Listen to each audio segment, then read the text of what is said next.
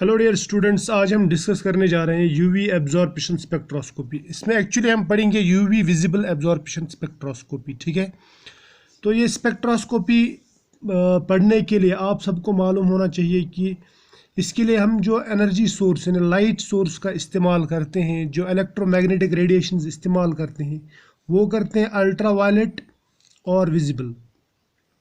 इन wavelengths का हम इस्तेमाल करते हैं, यानी इन एनर्जीज़ का हम इस्तेमाल करते हैं। और इसमें होता क्या है अल्ट्रावायलेट विजिबल स्पेक्ट्रोस्कोपी में, इसमें इलेक्ट्रॉनिक ट्रांजिशन होते हैं। क्या होते हैं इसमें? इलेक्ट्रॉनिक ट्रांजिशंस, यानी मॉलिक्यूल या एटम एक एनर्जी लेवल से, एक इलेक्ट्रॉनिक एनर्जी लेवल से दूसरे इलेक्ट्रॉनिक एनर्जी लेवल में चली जाती है।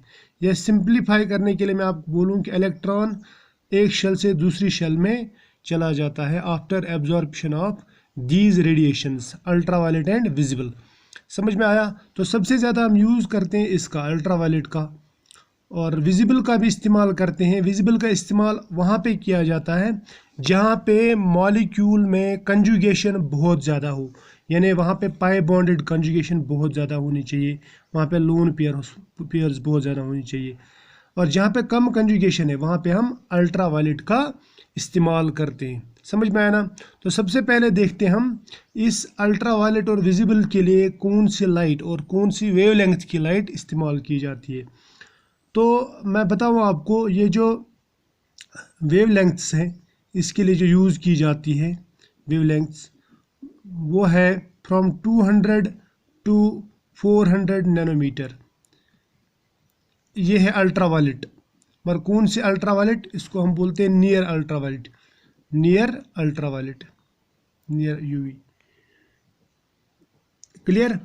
अब अगर आप बिलो दिस लेंगे, यानी बिलो यानी लेस देन 200 नैनोमीटर वेवलेंथ का अगर आप लाइट लेंगे यानी अल्ट्रावायलेट लेंगे, तो उसको बोलते हैं फॉर अल्ट्रावायलेट। क्या बोलते हैं? For UV. ठीक। अब आप अगर विजिबल की बात करेंगे, विजिबल रीजन जो आता है वो आता है 400 से लेके 800 नैनोमीटर तक। ठीक है, तो ये आता है विजिबल रीजन। ये बीएससी वालों के लिए है, आपको थोड़ा सा इजी लगेगा ये। ठीक है, तो इस रीजन को आप याद रखेंगे। आपको 380 या 350 कभी दिखाई देता, 380 से लेके 780 तक। तो फिलहाल आप ये याद रखो, ये रीजन, ये विजिबल रीजन है और ये अल्ट्रावायलेट रीजन है।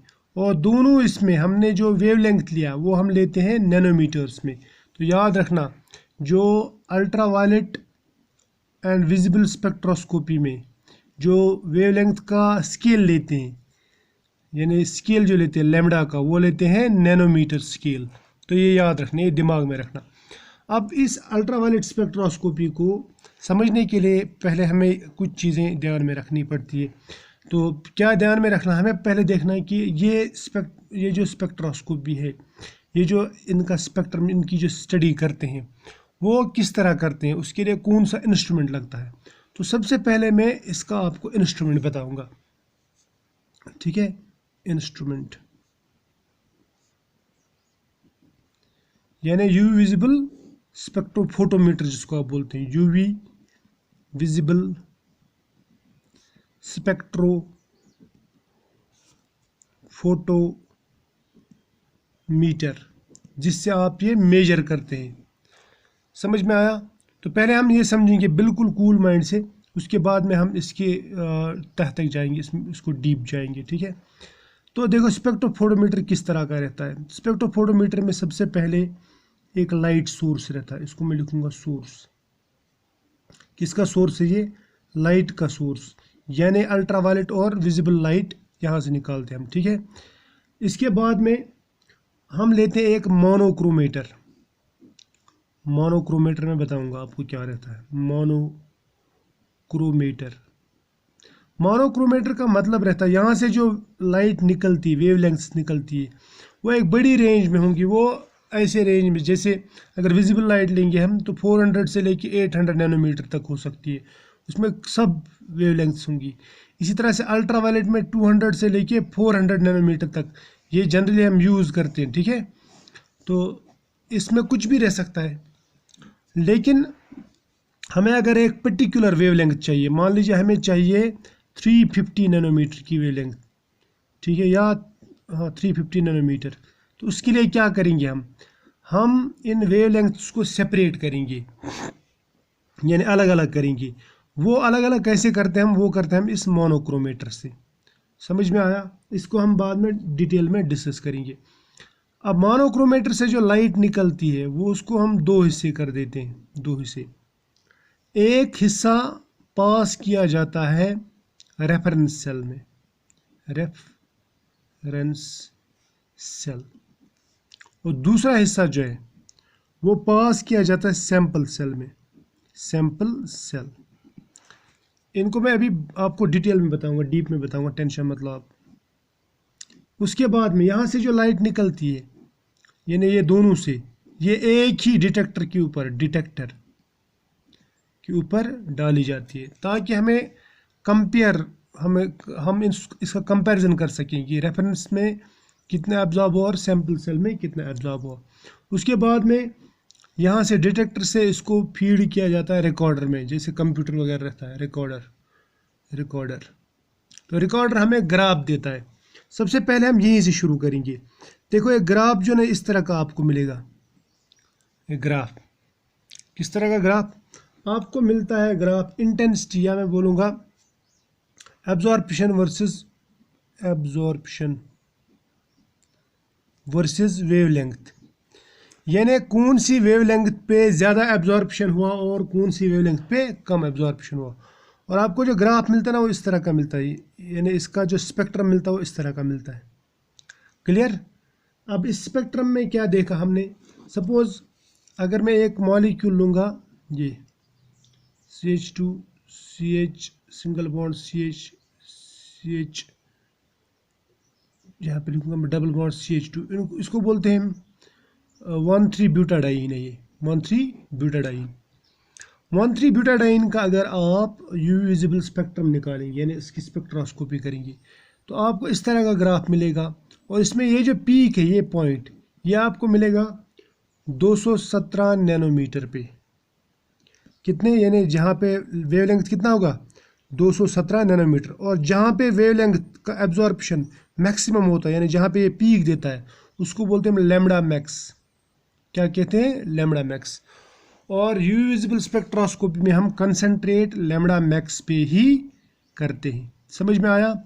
तो ये रिकॉर्डर ने दिया, हमने यहाँ पे ये रिकॉर्ड कर लिया। रिकॉर्डर क्या रहता है? बिल्कुल कंप्यूटर रहता है, कंप्यूटर हमें एक ग्राफ देता है, ठीक। या पेन रिकॉर्डर पहले यूज़ किए जाते हैं, लेकिन आज सब कंप्यूटर से ही होता है। अब हम शुरू करते हैं यहाँ से।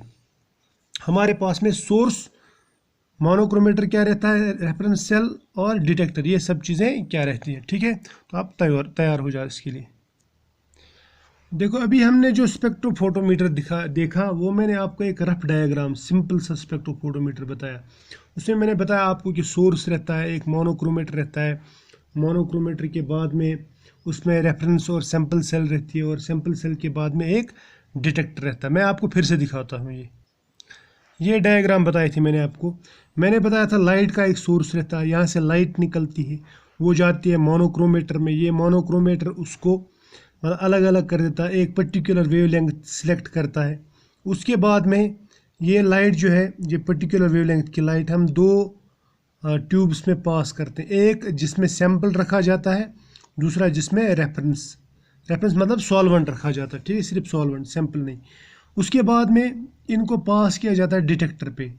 ये डिटेक्टर डिटेक्ट करता है, डिटेक्टर के बाद में ये डिटेक्टर सिग्नल देता है इसको रिकॉर्डर को, जो आपको एक ग्राफ देता है, जो ग्राफ इस तरह का रहता है। And this graph is absorption versus wavelength. समझ में आया? और हम इस ग्राफ में देखते हैं मैक्सिमम वेवलेंथ कौन सी, जहाँ पे मैक्सिमम एब्जॉर्प्शन हुआ, उसको बोलते हैं लैम्बडा मैक्स। और लैम्बडा मैक्स को ही हम रिकॉर्ड करते हैं, इससे हमें पता चलता है कि ये कौन सा मॉलिक्यूल है। क्लियर? अब चलते हैं हम वापस मोनोक्रोमेटर और सोर्स वगैरह की तरफ। देखो सबसे पहले मैं बताऊं आपको, जो सोर्स रहता है, लाइट का सोर्स, ये अल्ट्रा वायलेट के लिए अलग रहता है और विजिबल लाइट के लिए अलग रहता है। विजिबल लाइट के लिए हम यूज करते हैं टंगस्टन फिलामेंट, यानी जो आप घरों में बल्ब यूज करते हैं, और अल्ट्रावायलेट के लिए हमारे पास में रहता है या तो हाइड्रोजन डिस्चार्ज लैंप, या हम हीलियम डिस्चार्ज, और सॉरी हीलियम नहीं, ड्यूटीरियम डिस्चार्ज लैंप। तो हाइड्रोजन या ड्यूटीरियम डिस्चार्ज लैंप का इस्तेमाल करते हैं अल्ट्रावायलेट के लिए, और टंगस्टन फिलामेंट का इस्तेमाल करते हैं विजिबल लाइट प्रोड्यूस करने के लिए। ये समझ में आया। उसके बाद में हमारे पास में रहता है मोनोक्रोमेटर का क्या काम है? ये जो यहाँ से लाइट आ रही है, इसमें से एक वेवलेंथ सिलेक्ट करना। ये जो लाइट आती है ना, इसमें बहुत सारी वेवलेंथ्स होती है, तो उसको बोलते हैं पॉलीक्रोमेटिक लाइट। लेकिन इसको जब आप मोनोक्रोमेटर के थ्रू पास करते हैं तो आपको एक सिंगल वेवलेंथ मिलती है, उसको आप बोलते हैं मोनोक्रोमेटिक लाइट। समझ में आया? अब ये मोनोक्रोमेटर क्या रहता है? मोनोक्रोमेटर, ये मैं यहाँ पे बोलूँगा,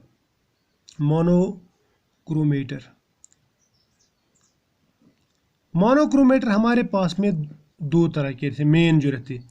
या तो हम लेते हैं प्रिज्म, आपने देखा होगा, प्रिज्म के थ्रू जब आप लाइट पास करते हैं ना, वाइट लाइट, तो ये ऐसे 7 कलर्स में इसको अलग अलग कर देता है। तो आप इन कलर्स को सपोज स्टॉप करो, यहाँ पे कुछ लगा दो, ये स्टॉप कर दो, ये एक कलर अगर आपको सिलेक्ट करना है तो हो गया ये मोनोक्रोमेटर। लेकिन इससे भी सोफिस्टिकेटेड इंस्ट्रूमेंट बताऊंगा, उसको बोलते हैं डिफ्रैक्शन ग्रेटिंग। और ऐसी ग्रेटिंग आपने देखी है, आपने पुरानी डीवीडी देखी होगी या सीडी देखी होगी जो इस्तेमाल की हुई रहती है। उस सीडी में क्या रहता है, यहाँ पे दिखाऊंगा मैं। उस सीडी में ऐसे, ये मान लो सीडी है, डीवीडी है, उसके ऐसे राउंड ऐसे गोल, उसको क्लोजली देखना, जो यूज़ की हुई होगी डीवीडी उसको देख लेना। तो उसमें ऐसे फ्रिंजेस रहते हैं, गोल फ्रिंजेस। वो क्या रहते हैं, ये मान लो इस तरह से ये डिस्क है, और जहाँ पे ये फ्रिंज रहती है वहाँ पे मान लो इधर नीचे इधर ऊपर, यानी क्रस्ट एंड ट्रफ बने हुए रहते हैं, यानी ऐसे रहते हैं। डिफ्रैक्शन यानी ग्रेटिंग बोलूँगा मैं, ग्रेटिंग बनी हुई रहती है। जब इस पर लाइट पड़ती है ना, ये लाइट अलग अलग हिस्सों पे पड़ती है, और इससे क्या होता है, इससे इस लाइट की स्प्लिटिंग होती है। आपने देखा होगा जो डीवीडी रहती है, डीवीडी मैंने ये कहा कि उसमें यूज़ करने के बाद में ऐसे फ्रिंजेस बनते हैं, जैसे गोल फ्रिंजेस। तो इन फ्रिंजेस पे जब लाइट पड़ती है तो ये डिफ्रैक्ट होती है। आपने सीडी देखी होगी, सीडी पे जब लाइट पड़ती है तो ऐसे कलर्ड लाइट निकलती है। वाइट लाइट पड़ती है तो वहाँ से आपको कलर्ड दिखता है वो सीडी।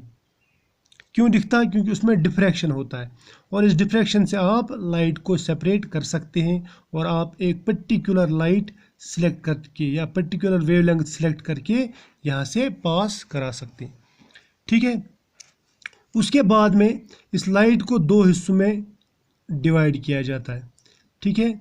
इसके लिए हमारे पास में एक प्रिज्म रहता है, जो प्रिज्म इसको दो हिस्सों में डिवाइड करता है। एक हिस्सा जाता है रेफरेंस सेल में, और दूसरा जाता है सैंपल सेल में। अब ये जो सैंपल सेल है या रेफरेंस सेल या रेफरेंस सेल, ये कुछ ऐसे मटेरियल का बना होना चाहिए कि जो लाइट एब्जॉर्ब ना करे, ना तो अल्ट्रावायलेट एब्जॉर्ब करे और ना ही ये विजिबल लाइट एब्जॉर्ब करे। समझ में आया? तो ये जो सैंपल सेल है ना या रेफरेंस सेल, ये हम ज़्यादातर बनाते हैं क्वार्ट्ज यानी क्रिस्टलाइन सिलिका का। गिलास का नहीं बना सकते, नहीं शीशे का नहीं बना सकते। क्यों? क्योंकि गिलास जो ना वो अल्ट्रावायलेट लाइट एब्जॉर्ब करता है। क्लियर? इसलिए हम इसको लेते हैं क्वार्ट्ज का। और ये कितना रहता है, ये सेल जो रहता है 1 सेंटीमीटर लेंथ का रहता है, यानी 1 सेंटीमीटर लेंथ। क्लियर? जब लाइट यहाँ से निकलती है इन पे पड़ती है, देखो इस ट्यूब में हम अपना कंपाउंड लेते हैं प्लस सॉल्वेंट, इसमें सिर्फ सॉल्वेंट लेते हैं। इससे क्या होता है, अगर यहाँ पे सॉल्वेंट लिए, यहाँ पे सैंपल प्लस सॉल्वेंट लिया, तो उससे क्या होता है, उससे हमें पता चलता है, देखो ये भी एब्जॉर्ब करेगा लाइट, ये भी एब्जॉर्ब करेगा लाइट। समझ में आया ना? सपोज मैं आपको एक रफ सा ऐसे एस्टिमेट देता हूँ। सपोज इसने एब्जॉर्प्शन दिखाया, सपोज 12 टाइम्स इसने, और यहाँ पे इसने एब्जॉर्प्शन दिखाया सपोज 10 टाइम्स, यानी 10 इसने 10 एब्जॉर्ब किया, इसने 12 एब्जॉर्ब किया। क्योंकि इसमें सिर्फ सॉल्वेंट है, इसमें सॉल्वेंट प्लस सोल्यूट दोनों दोनों है। तो इससे क्या पता चला हमें, अगर आपसे मैं पूछूं कि सोल्यूट ने कितना एब्जॉर्ब किया, यानी सैंपल ने कितना एब्जॉर्ब किया, आप सिंपली करेंगे सॉल्यूशन में से सॉल्वेंट का माइनस कर दो तो सोल्यूट का यानी सैंपल का आपको एब्जॉर्प्शन मिल जाएगा, यानी 2 मिल जाएगा। तो वैसे यहाँ पे भी होता है, ये मैं रफ बता रहा हूँ आपको समझाने के लिए। क्लियर? यहाँ से जो सिग्नल निकलती है उसको हम डिटेक्टर पे डालते हैं। अब डिटेक्टर क्या रहता है, ये जनरली हम फोटो सेल इस्तेमाल करते हैं, फोटो सेल। ठीक है, फोटो सेल आपने पढ़ा होगा, जिसमें शीशे वगैरह रहता है, उसमें फोटो इलेक्ट्रिक इफेक्ट होता है। क्लियर? यानी लाइट जब पड़ती है कितना फोटो इलेक्ट्रिक इफेक्ट होता है, उससे हमें पता चलता कि कितनी लाइट और किस वेवलेंथ की आ रही है। ठीक है, और ये जो डिटेक्टर ये सिग्नल प्रोड्यूस करता है जो हम कंप्यूटर में भेजते हैं, इन्हें रिकॉर्डर में भेजते हैं, और यहाँ पे ये रिकॉर्ड करता है और हमें एक सिग्नल देता है। क्लियर? ये समझ में आया? तो ये बहुत ही सिंपल है लेकिन इम्पॉर्टेंट है। अगर ये आपको समझ में आया होगा तो इसके बाद में हम डिस्कस करेंगे अल्ट्रावायलेट विजिबल स्पेक्ट्रोस्कोपी के मेन पोर्शन, इसकी बेसिक्स वगैरह पढ़ेंगे। ठीक है, तो इस टॉपिक के बाद में हमें पढ़ना है लैम्बर्ट बियर्स लॉ। तो आप रेडी हो जाओ नेक्स्ट टॉपिक के लिए। ठीक है, ओके बाय।